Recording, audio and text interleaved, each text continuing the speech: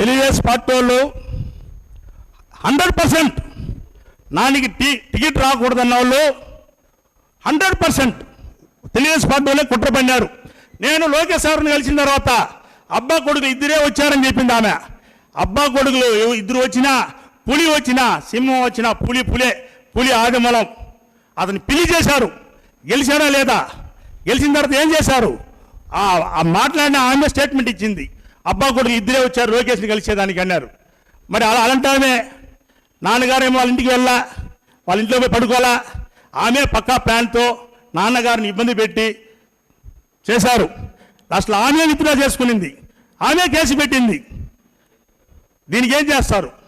మరి నేను ఒకే ఒక ప్రశ్న చేస్తాను, రాష్ట్రంలో ఎన్ని విధాలుగా జరుగుతూ ఉంది, ఆ పెద్దవాళ్ళంతా పైన మీరు యాక్షన్ ప్లాన్ చేసుకోరా, తీసారా? అంటే మేము దళితులకు ఒక న్యాయం, మీ పెద్దలకు ఒక న్యాయమా? మేము పెట్టినటువంటి ఖర్చు సాక్షాత్తు నా దేవుడు గంగాప్రసాద్ సార్ తెలుసు. ఇల్లు కూడా పెట్టినా, అప్పులు తెచ్చినా, అవన్నీ మాకు సహాయం చేయమను, గంగాప్రసాద్ సార్ ద్వారా ఇవ్వమను. మాకు పార్టీ ఆఫీస్ తెలియదు. గంగాప్రసాద్ చెప్తే హైదరాబాద్లో కలిసాం లోకేష్ సార్ని, ఇంతవరకు పార్టీ ఆఫీస్లో అడుగు పెట్టలే మేము. ఎందుకు పిలిచారు, అన్నం పెట్టారు, అన్నంలో విషయం కలిపారు. గెలిచిన దానికి ఇదే బహుమానం.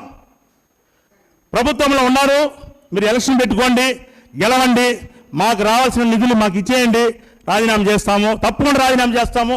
మా నాన్నగారు ఆరోగ్యం కాపాడుకోవాలి. నాన్నగారు ఆరోగ్యం కోసం రాజకీయం మాకు కొత్త కాదు, 50 సంవత్సరాల రాజకీయం. నాన్న ఇన్ని రోజులు ఒక ఆరోగ్యం బాగుండాలని తండ్రి కోసం చూశాను.